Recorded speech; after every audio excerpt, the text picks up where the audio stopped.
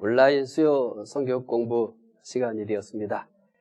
오늘은 22강 엘리후의 세 번째 권면 욥기 35장 1절부터 16절을 공부하도록 하겠습니다.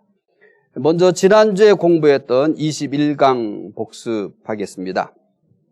21강은 욥기 34장을 내용을 하고 있죠. 엘리후는 34장에서 하나님의 공의에 대해서 말을 합니다. 그러니까 핵심은 하나님의 공의입니다.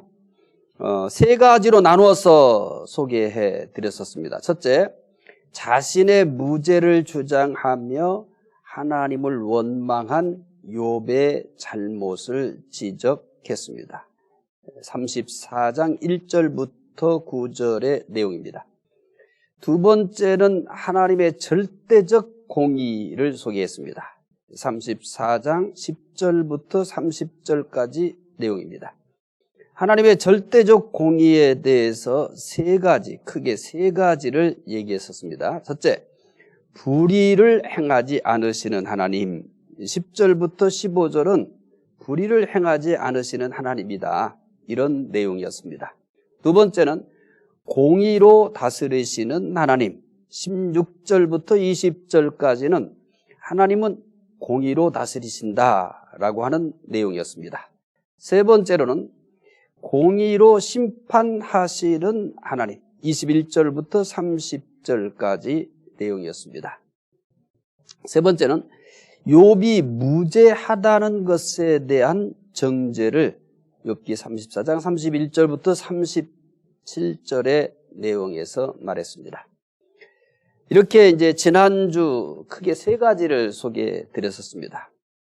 오늘은 욥기 35장을 공부하게 됩니다. 이 엘리후는 35장에서 하나님의 응답이 없는 이유를 말합니다. 그러니까 35장에서는 중점적으로 중심이 되는 게 뭐냐면 하나님의 응답이 없는 이유, 이 부분에 대한 얘기를 합니다. 그러면 왜 엘리후가 35장에서 하나님의 응답이 없는 이유를 말하게 되냐?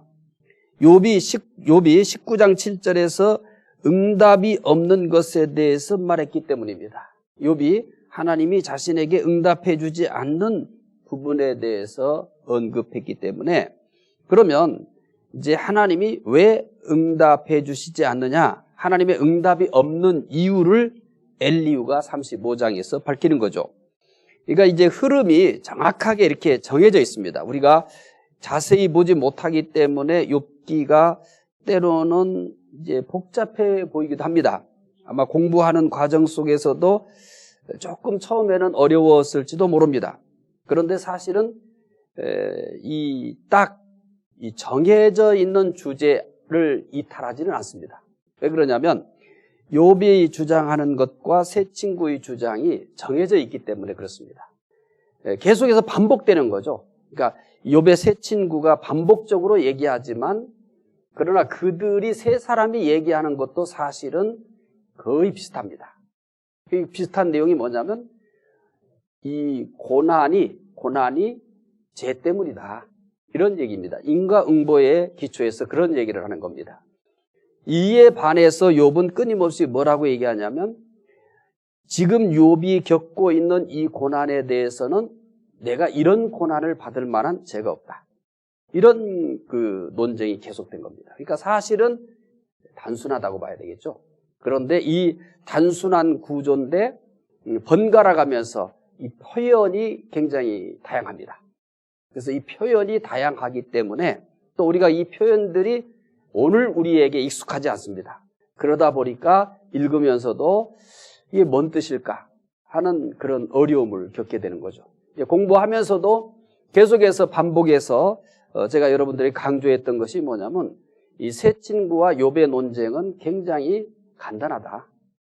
이 세 사람이 주장하는 것은 표현이 다르고 또 자기들이 주장하는 것에 대한 근거의 차이가 있겠지만 실질적 내용은 고난, 죄 때문이다. 그러니까 회개하라. 이런 내용이었던 겁니다.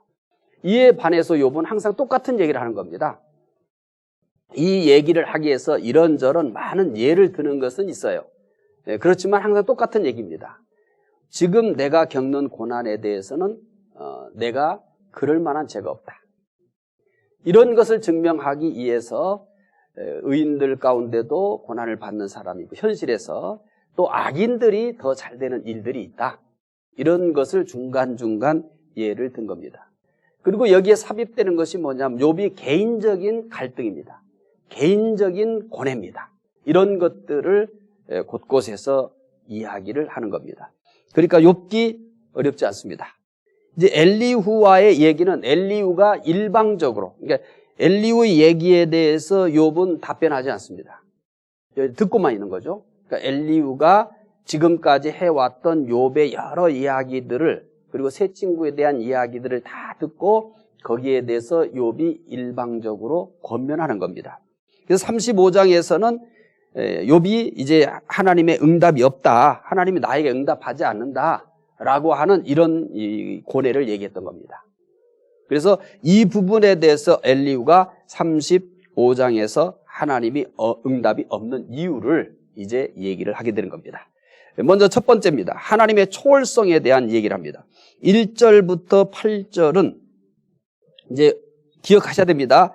나오겠습니다만 35장의 핵심, 다른 얘기도 합니다. 근데 35장에서 중심 내용이 되는 것이 뭐냐면 하나님의 응답이 없는 이유가 뭐냐를 욥에게 이제 얘기하는 거죠. 그러면서 첫 번째 얘기하는 것이 하나님의 초월성입니다.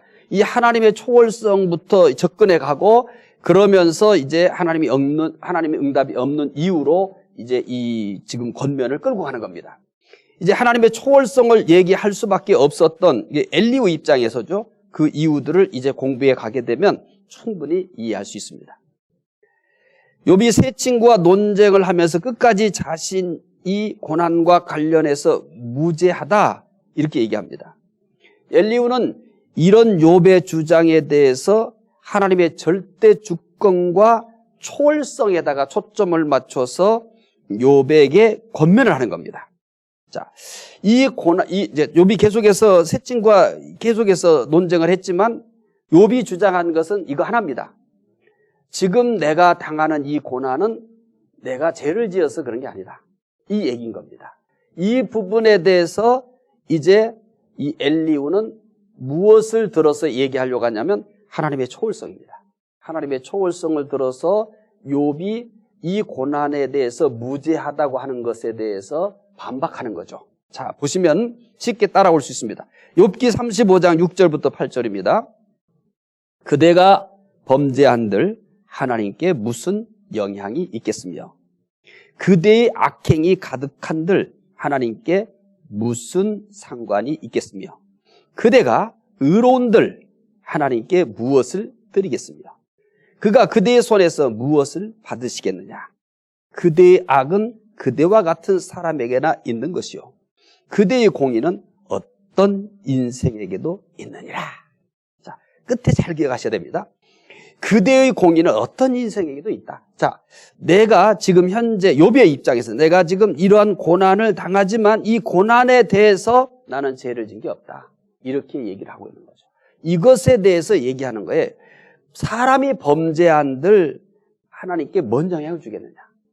또 심지어 뭐라고 얘기하냐면 그대가 의로운들, 그대의 의로움이 하나님께 어떤 영향을 주겠느냐. 심지어 이런 얘기를 그대의 공의는 다른 사람에게도 있는 거다. 이렇게 얘기하는 겁니다. 엘리후는 하나님의 초월성에 초점을 맞추어 말한 내용은 사람의 범죄가 하나님께 아무런 영향을 주지 않는다는 겁니다. 또한 사람의 의도 하나님께 아무런 영향을 주지 않는다는 겁니다. 사람이 범죄한다고 해서 하나님에게 어떤 영향을 주는 게 아니다. 또 사람이 의롭다고 해서 또 그것이 하나님께 영향을 주지 않는 것이다. 이런 얘기를 해요. 엘리후의 주장은 어디에 초점이 맞춰져 있냐면 하나님의 초월성이라는 겁니다. 하나님의 초월성에 하나님의 초월성이라는 관점에서 이 엘리후의 주장을 본다면 100번 맞습니다. 하지만 하나님은 사람과 세상에 대해서 기계적으로 초월해 계시는 분이 아니에요. 하나님은 분명히 초월적인 분입니다. 분명히 초월적이에요. 하지만 하나님이 초월적이시지만은 인격적이시기도 합니다.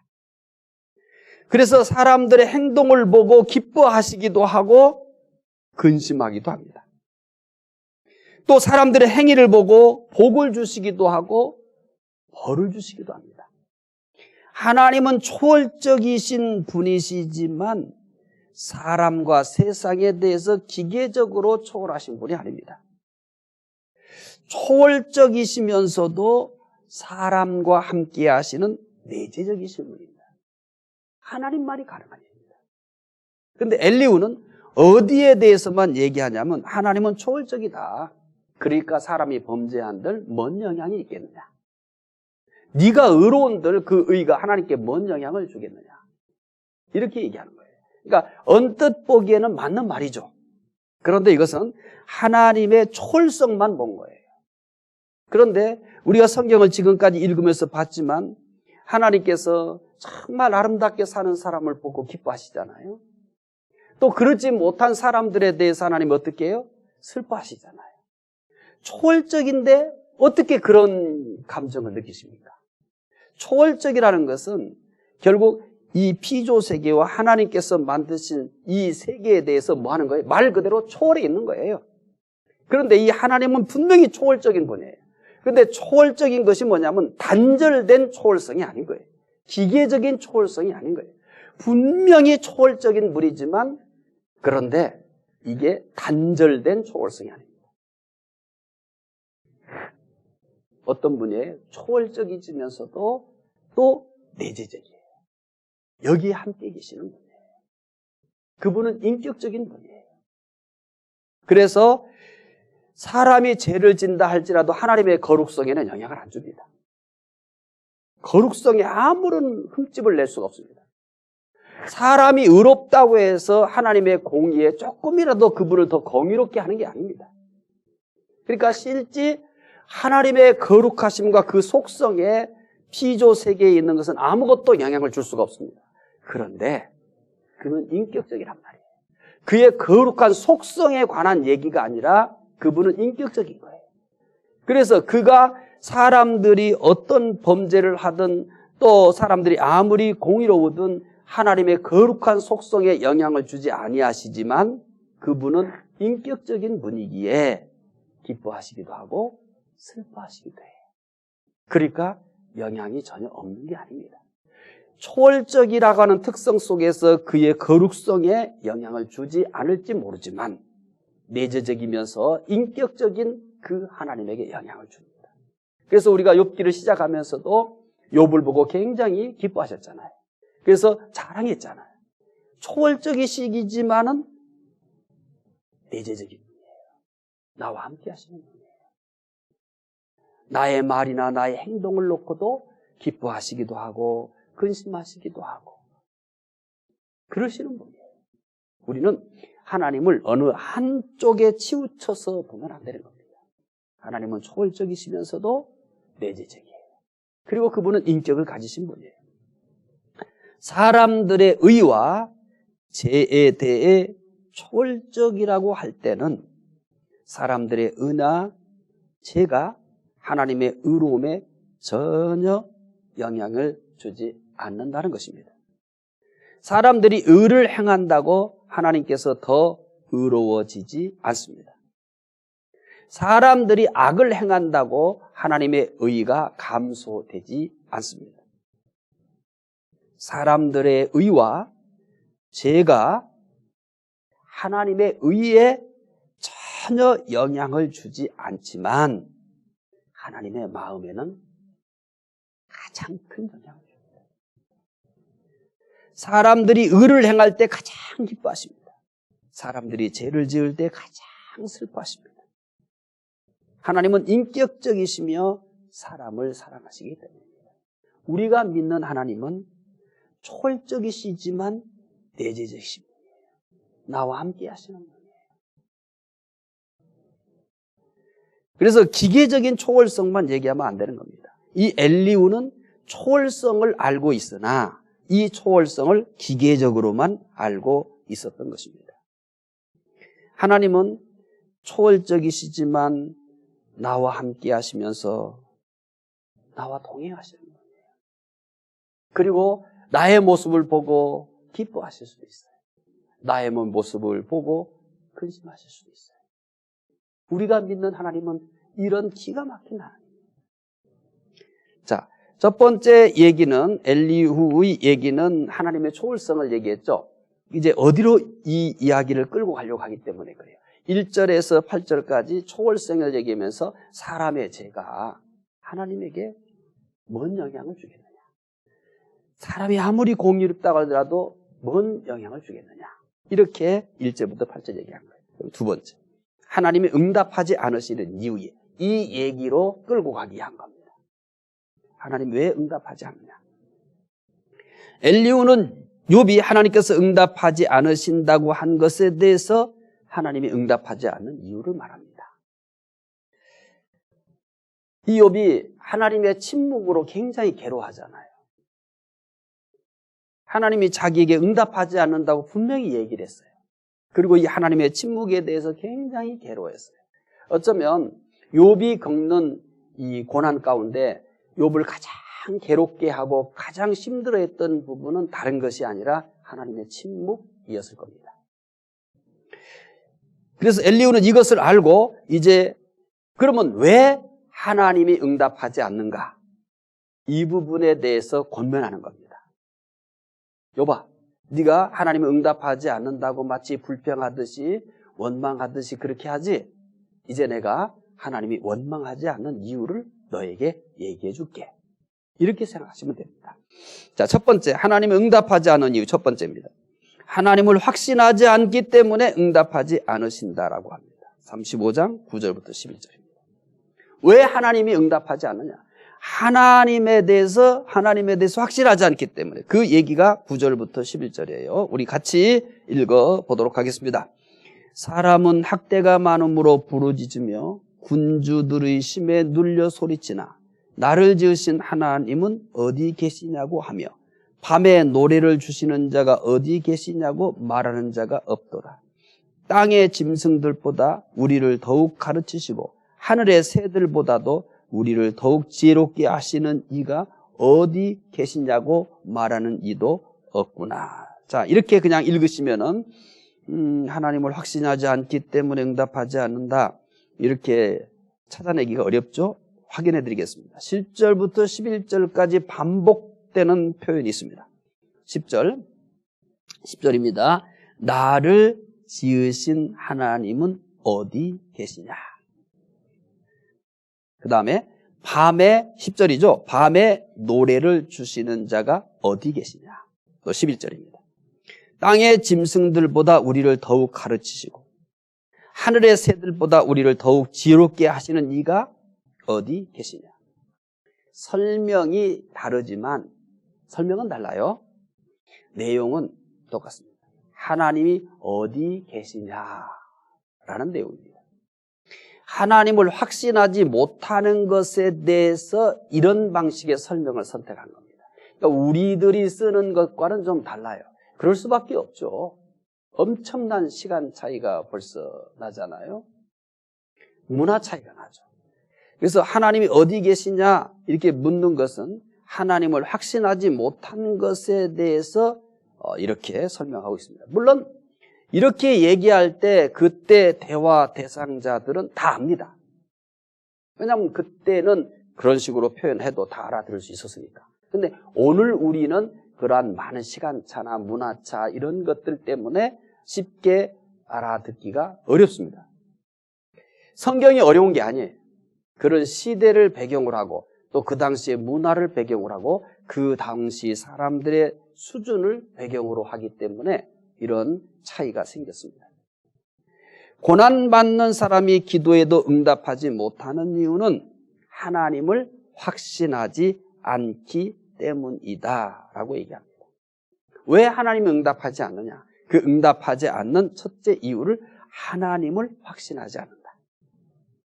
사실 하나님을 확신하지 않고 기도하는 것은 어렵습니다. 하나님을 확신하지 않으면 기도해도 당연히 응답이 없죠. 하나님의 존재에 대한 확신이 없는데 그 기도가 뭔 의미가 있겠습니까? 기도는 어디에서부터 출발해야 돼요? 하나님에 대한 확신에서부터 출발해야 돼요. 하나님에 대한 확신에서. 따라서 그냥 원리적으로 얘기했을 때 이 엘리후가 하나님에 대한 확신이 없으면 기도 응답이 없다. 이 말은 맞는 얘기예요. 이 말은 맞는 얘기예요. 근데 욥이 하나님의 응답이 없다는 것에 대해서 고뇌한 것을 조금 생각해 봐야 돼요. 이 부분은 이제 세 가지 다 얘기를 하고 이제 얘기를 할게요. 그러나 일단은 하나님의 응답이 없다라고 하는 것에 대한 설명 자체로 봤을 때는 하나님에 대한 확신이 없으면 당연히 기도 응답을 받을 수가 없겠죠. 기도에 있어서 가장 중요한 대전제가 뭐냐면 하나님 계신다는 대전제죠. 하나님은 계신다. 하나님은 우리의 아버지다. 이게 이제 대전제가 되어서 그분께 기도하는 거죠. 하나님은 계신다. 이것이 없으면 기도는 의미가 없는 거죠. 두 번째, 교만하기 때문에 응답하지 않는다고 합니다. 35장 12절부터 13절입니다. 읽어볼까요? 함께 읽겠습니다.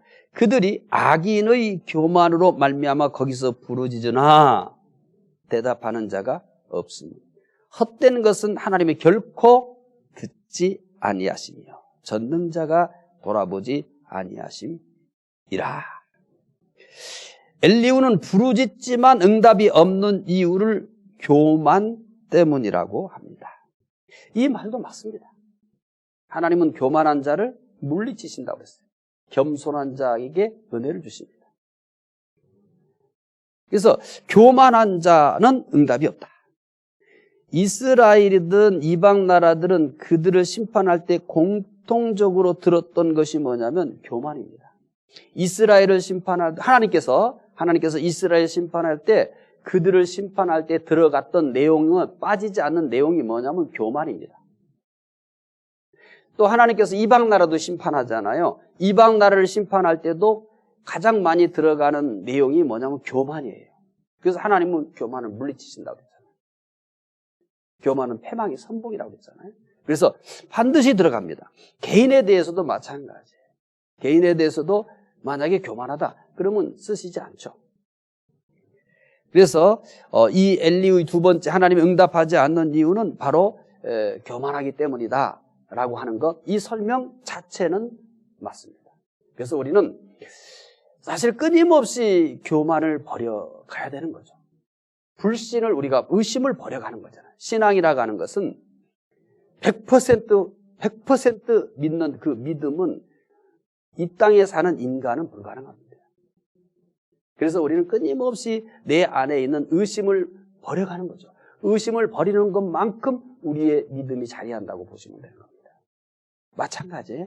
내가 얼만큼 교만한가? 내가 얼만큼 겸손한가? 이렇게 물으면 내가 교만을 버린 것만큼만 겸손합니다. 그러니까 이 땅에서 100% 겸손을 100%로 따진다고 하면 100% 겸손한 사람은 없습니다. 내가 얼만큼 교만을 버렸느냐. 그러니까 사람은 죽을 때까지 교만하다고 보시면 됩니다. 그래서 이러한 신앙에 우리가 여정들을 잘 이해를 하셔야 돼요.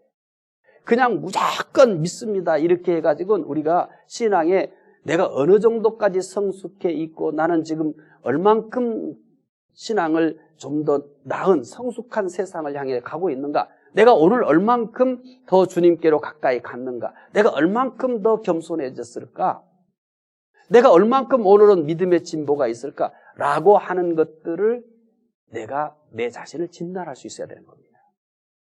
그래서 내 믿음을 오늘 얼만큼 내가 성장했을까를 진단할 수 있는 가장 쉬운 방법은 내가 얼만큼 오늘 뭐 했느냐? 의심을 버렸느냐.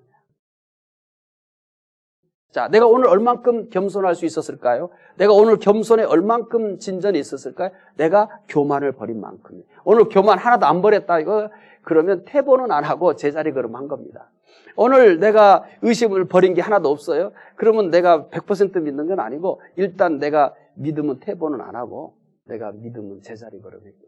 그러면 이제 오르락 내리락 하지만은 보편적으로 우리의 이제 어느 궤도 오르게 되면 어떤 시간들이 훨씬 더 많을 것 같습니까? 신앙은 급수직 발전하는 사람은 없습니다. 그러면 보편적으로 어떤 게 제일 많을까요? 항상 일정 수준을 유지하면서 그래도 조금씩 진전하는 겁니다. 오늘 여러분 내가 기도하면서 내 자신을 성찰하면서 어떤 교만을 버리지 않았다면 오늘은 또 이렇게 일정 수준을 유지한 거예요. 오늘 내가 의심인 줄도 몰랐던 그런 의심이나 불신 이런 것들을 오늘은 그냥 아무것도 버린 것이 없으면 그래도 평균을 이렇게 유지하고 있는 겁니다. 그런데 오늘 내가 뭐 하나를 버렸어요. 내가 오늘 또 이 교만 버려야지. 또 오늘 내가 이건 내가 죄인 줄 몰랐는데 성경을 읽다 깨달았어. 이걸 내가 또 버렸어요. 그럼 여러분 그만큼 신앙이 성장한 겁니다. 자, 세 번째. 회개하지 않기 때문에 응답하지 않는다. 이렇게 얘기합니다. 35장 14절 읽어봅시다. 함께 읽겠습니다. 하물며 말하기를 하나님은 배울 수 없고 이래 판단하심은 그 앞에 있으니 나는 그를 기다릴 뿐이라 말하는 그대일까 보냐. 이 내용은 욥이 회개하지 않고 일의 판단은 하나님 앞에 있다고 하며 하나님을 기다린다는 말에 대한 대답. 간단하게 요약하면 욥이 회개하지 않았다. 그러니까 이렇게 읽으면 참 여러분들이 쉽게 이게 무슨 내용이야, 뭔 말이야 이렇게 생각하기가 조금 어려운 표현이 있어요. 이것은 욥기가 어려운 게 아니에요. 말씀드린 것처럼 우리가 많은 시간차 때문에 이 어법이 다르고 또 문화가 다르고 또 그때의 사용했던 그 용어들이 다르기 때문에 그런 거예요. 그러니까 욥기 쉽다. 시간적인 것과 그 다음에 문화라든지 뭐 여러 가지 이런 그 당시에 그 사람들을 대상으로 써진 것이라는 사실 때문에 오는 그런 것들이 어렵게 느껴지는 것이다라고 생각을 하면 됩니다. 이런 부분은 결국 이제 이렇게 목사의 도움을 받으시면은 또 해소가 됩니다. 이사야는 제가 하나님과 우리 사이를 갈라놓았다고 합니다. 이사야도 회개가 없이는 하나님의 응답도 없다는 의미로 말합니다. 그래서 이스라엘 백성들이 하나님께 돌아올 때는 회개부터 하였습니다. 그러니까 항상 선지자들이 이런 패턴을 가져요. 죄를 지적하고 그리고 심판을 얘기합니다. 그러면서 뭐 얘기할까요? 반드시 회개 얘기합니다. 그러니까 이스라엘 백성들에게 죄를 얘기하고 심판을 얘기하는 것은 뭐가 목적이 아니라는 거예요. 심판에서 멸망시키는 목적이 아니에요. 뭐가 목적일까요? 회개하고 돌아오는 겁니다. 언제나 그런 과정을 거쳐요. 그러니까 모든 시대의 모든 그 선지자들이 다르고 활동하던 시대도 다르지만은 그런데 표현도 다르지만 그러나 항상 어디에 항상 이렇게 맞닿아 있냐면 죄를 지적합니다. 그리고 하나님의 심판을 선언합니다. 그리고 회개를 촉구합니다. 그리고 하나님의 구원을 또한 약속합니다. 이 패턴을 가지고 있다고 보시면 돼요. 물론 항상 예를 들어서 죄를 선언하고 심판을 선언하고 뭐 이렇게 또 항상 일률적으로 이 순서가 배열되어 있는 건 아니에요. 제가 여러분들이 알아듣기 쉽도록 4개를 뭉쳐놓은 거죠. 예를 들어서 어떤 선지자는 뭐만 계속해서 얘기해요. 죄만 많은, 그러니까 여러 장을 거쳐서 죄를 지적하다가 또 바로 뭐를 얘기하면 회개를 촉구하고 구원을 약속하고 그 다음에 마지막에 심판. 이런 순서에 있어서의 배열은 선지자마다 달라요. 그리고 이게 예를 들어서 이 죄를 잔뜩 지적하는 것이 먼저 나올 수도 있고 또 하나님의 심판을 얘기하면서 그 다음에 왜 심판하느냐 그 다음에 죄를 지적하는 경우도 있고 이렇지만은 결국 이 4가지 구성을 항상 거의 선지자들은 이 4가지 구성을 가지고 이제 말씀을 전했다라는 것은 거의 비슷하다고 보시면 됩니다. 그래서 항상 어떤 것을 촉구하냐면 죄에 대한 문제가 나오면 언제나 회개를 얘기를 해요. 세례 요한 마찬가지죠. 천국을 말하면서 뭘 얘기해요? 회개하라. 이 패턴을 잘 이해해 보세요. 회개하라. 그러니까 이제 회개라는 것은 반드시 죄가 있다는. 그러니까 여러분들이 세례 요한이 말씀을 외칠 때도 마찬가지예요. 그러면서 이제 죄를 얘기하면서 회개를 촉구해요. 그러면서 핵심이 뭐냐면 천국이 등장합니다. 그러니까 복음서의 가장 중요한 것은 뭐냐면 하나님 나라예요. 하나님 나라. 그래서 세례 요한도 회개를 말하면서 뭘 얘기하면 천국이 가까이 왔다. 하나님 나라가 가까이 왔다는 겁니다. 그러면 뭐에 이 회개를 촉구하는 가장 중요한 의도가 뭐예요? 회개해서 천국 백성 되라는 거 아니겠습니까? 예수님께서도 마찬가지죠. 천국을 말씀하시면서 뭘 외쳤습니까? 회개를 외칩니다. 마찬가지죠. 회개하라 천국이 가까이 왔느니라 이렇게 얘기를 하는 것입니다. 자, 이제 욥에게 이렇게 세 가지 얘기를 했었어요. 세 가지 얘기를 했었지만은 이 욥에게 세 가지 얘기한 그것이 욥에게 그럼 적용되느냐? 그렇지는 않습니다. 욥이 하나님에 대한 확신이 없습니까? 그렇지 않잖아요. 확신이 있었잖아요. 또 욥이 교만해서 응답을 받지 못했다? 이렇게 말하기도 어렵습니다. 또 회개하지 않았기 때문에 응답이 없다? 엘리후의 지적처럼 그렇게 이 세 가지 하나님의 확신이 없었다? 교만했다? 회개하지 않았다? 그래서 이 욥에게 응답이 없다? 이렇게 얘기하는 것은 맞지 않습니다. 하지만 말씀드린 것처럼 엘리후가 하나님이 응답이 없는 경우에 대해서 세 가지 얘기한 것은 맞습니다. 그렇지만 이것이 욥에게 적용했을 때는 그것이 맞는 권면이다 이렇게 얘기하기는 어렵습니다. 말씀드린 것처럼 욥은 하나님에 대한 확신이 없은 적이 없습니다.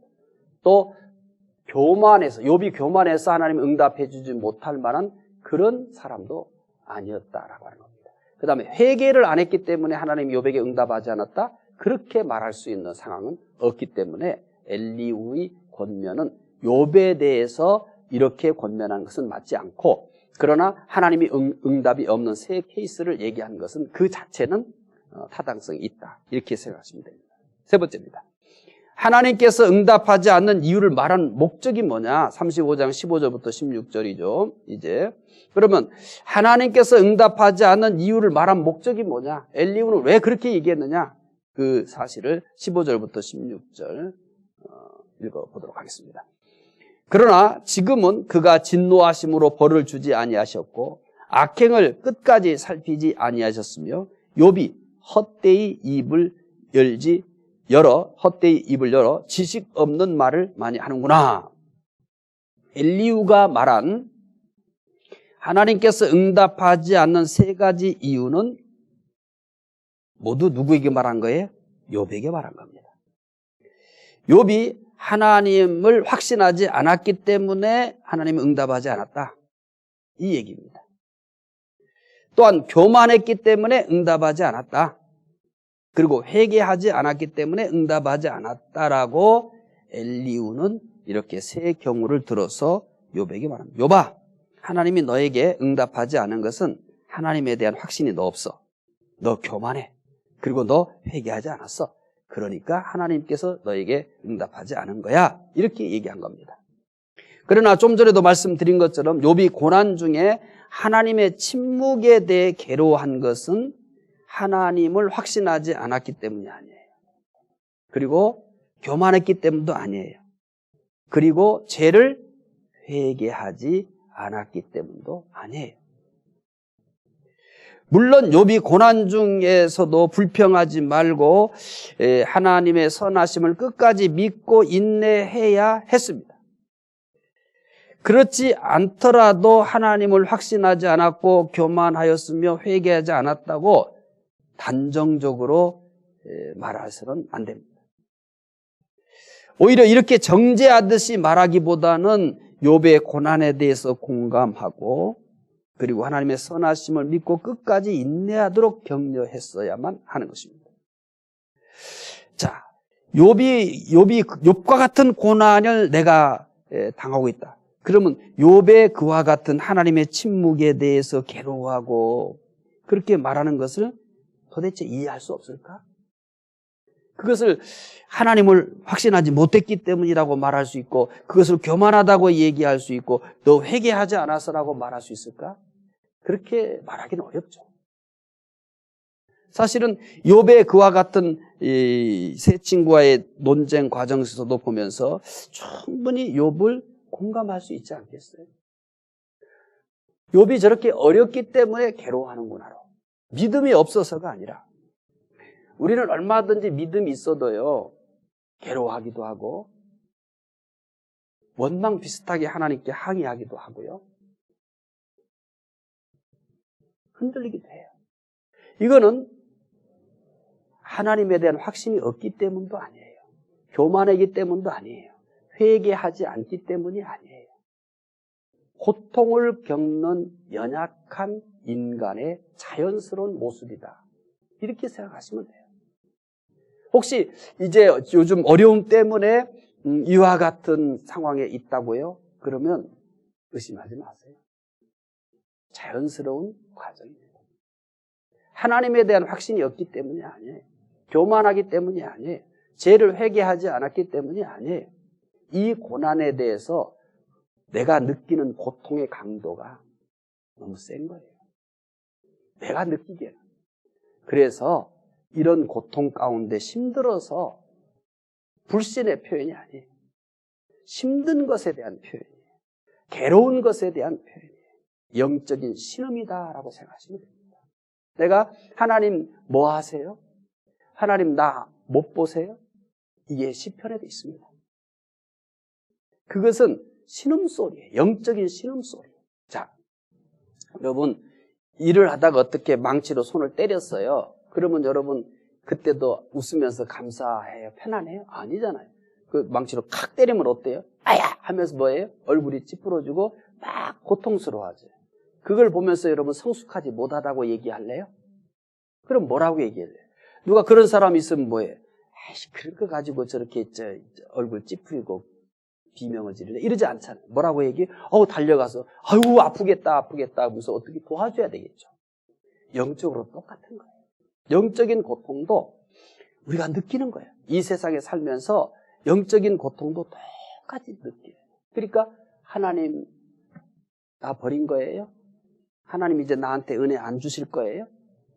하나님 이제 깨세요. 시편을 보시면 이제 계속 소개했지만요, 하나님 주무시지도 않고 졸지도 않으시는 분이에요. 그런데 뭐냐면 하나님 이제 일어나세요. 하나님 이제 깨세요. 마치 하나님이 주무시고 있는 것으로 그렇게 표현을 해요. 그건 뭐냐면 지금 내가 느끼고 있는 답답함에 대한, 괴로움에 대한 표현을 하나님 이제 일어나세요. 하나님 이제 나를 도와달라는 표현을 그렇게 표현을 합니다. 그건 영적인 고통의 신음소리지, 하나님 뭐 하세요? 하나님 나 보고 계시는 거예요? 이렇게 얘기하는 것은 하나님이 나 안 보고 계신다는 것에 대한 얘기가 아니에요. 하나님에 대한 확신에 대해서 문제가 있는 게 아니에요. 믿음에 대해서 문제가 있는 게 아니에요. 교만하기 때문이 아니에요. 회개하지 않기 때문이 아니에요. 그건 뭐라고 얘기했어요? 육체가 손가락을 망치로 때렸을 때 아야! 하면서 비명을 지르고 얼굴이 찌푸려지는 것처럼 내 영혼이 느끼는 아픔에 대한, 영혼의 아픔에 대한 영혼의 신음소리가 어떻게 표현된 거예요? 하나님 뭐 하세요? 하나님 나 보고 계시는 거예요? 하나님 언제까지 이러실 거예요? 이런 것들은 하나님의 신성에 대한 도전도 아니고 하나님 존재에 대해서 의심하는 것도 아니고 뭐라고 얘기했어요? 내 영혼의 아픔에 대한 표현이에요. 영혼의 신음소리다. 이리 생각하시면 돼요. 자연스러운 겁니다. 혹시 요즘 그랬다면 절대 여러분 내가 이렇게 믿음이 없어서 너무 자책하지 마십시오. 내가 망치로 내 손가락을 때리고 아야! 하고 막 고통스러워하는데 여러분 내가 괜히 그렇게 아프다고 해서 내가 괜히 비명을 질렀어. 내가 괜히 얼굴을 찌푸렸어. 못났어 하면서 자책하지 않잖아요. 그냥 아팠기 때문에 그거 기억도 안 하고 넘어가요. 그런 겁니다. 영적인 세계들에 대해서도 조금 이해의 폭을 넓혀가면 우리는 더 많은 사람들의 영적 고통들을 품을 수도 있고 내가 그런 영적 고통에 헤매일 때 나를 또 뭐 할 수 있냐면 감사할 수가 있어요. 자, 오늘 우리는 이 말씀을 보고 남을 쉽게 판단하지 말아야 할 것을 다짐해야 합니다. 또한 고난을 당할 때 나 자신을 돌아보고 하나님의 선하심을 믿고 인내해야 합니다. 다른 사람에 대해서는 쉽게 판단하지 말고 그 사람을 자꾸 이해하고 품을 수 있도록 노력하는 그런 신앙의 아량이 있어야 되겠고, 그리고 나 자신에 대해서도 마찬가지 하나님의 선하심을 믿고 인내하면서 기다릴 수 있는 그런 경지를 향해서, 지금 그렇지 않았어도 괜찮아요. 그렇지만 결국 우리는 그런 경지를 향해서 계속 나가야 되겠죠. 자, 22강 복습하겠습니다. 엘리후는 35장에서 하나님의 응답이 없는 이유, 이게 핵심 내용이라고 그랬죠. 이걸 얘기하기 전에 먼저 어떤 얘기했었어요? 첫째, 하나님의 초월성 얘기했죠. 엘리후는 하나님의 초월성에 초점을 맞추어 말한 내용은 사람의 범죄가 하나님께 아무런 영향을 주지 않는다는 것입니다. 또한 사람의 의도 하나님께 아무런 영향을 주지 않는다라고 하였습니다. 두 번째입니다. 하나님이 응답하지 않으신 이유 세 가지 얘기를 했었죠. 첫째는 하나님을 확신하지 않기 때문에 응답하지 않는다고 합니다. 두 번째, 교만하기 때문에 응답하지 않는다고 합니다. 세 번째, 회개하지 않기 때문에 응답하지 않는다고 합니다. 자, 세 번째 소개한 것은 하나님께서 응답하지 않는 이유를 말한 목적이 뭐냐? 엘리후가 말한 하나님께서 응답하지 않은 세 가지 이유는 모두 누구를 향해서 한 얘기예요? 욥에게 하는 겁니다. 왜 욥에게 이렇게 얘기했어요? 욥이 하나님께서 침묵한다, 하나님께서 응답하지 않는다라고 그렇게 원망하듯이 말했기 때문에 이렇게 고면합니다. 다음 주 수요일까지 읽어야 할 말씀입니다. 제23강 엘리후의 네 번째 권면, 욥기 36장 1절부터 37장 40절까지입니다. 지금까지 잘 따라오고 계시고 있고요. 이제 욥기도 거의 이제 끝나가고 있습니다. 뒤에가 이제 잘 우리가 고민했던 거 있잖아요. 이 고난에 대해서 이제 하나님의 답변을 통해서 이제 우리는 마무리가 될 거예요. 이제 끝나간다고 헤어지지 마시고요. 이제 진짜 마무리 가서 지금까지 잘 듣지 못하시는 분들도 지금부터 더 집중해서 잘 들으시게 되면 욥기의 가장 핵심적인 내용들을 이제 마무리하면서 욥기를 끝낼 수가 있습니다. 끝까지 함께 하셨으면 참 좋겠습니다. 기도하겠습니다. 하나님 감사합니다. 하나님께서 응답하지 않는 이유들을 살펴봤습니다. 하나님, 우리가 살다 보면 힘들고 어려울 때는 영적으로도 이렇게 이런저런 우리가 원하지 않는, 마치 우리가 육체가 다쳤을 때 비명을 지르듯이 그렇게 하나님에 대해서 말할 수도 있습니다. 하지만 하나님, 이것마저도 잘 이겨갈 수 있게 해 주시고, 그래서 어떤 고난 앞에서도 하나님의 선하심을 믿고 인내할 수 있도록 도와주시기를 원합니다. 하나님, 어렵고 힘들수록 하나님에 대한 확신을 갖게 해주시고, 그리고 어렵고 힘들수록 더 겸손해지게 해주시고, 어렵고 힘들수록 우리 자신을 돌아보면서 우리의 허물들이 있다면 하나님 앞에 그것을 고백하며 더 새로워지는 기회가 될 수 있게 도와주시옵소서. 이제 욥기 공부 얼마 안 남았습니다. 끝까지 우리 온라인 수요 성경 공부에 참여하시는 분들이 인내를 가지고 욥기의 가장 중요한 마무리를 해 나갈 수 있는 지혜를 주시기 원합니다. 감사하며 예수님 이름으로 기도드리옵나이다. 아멘.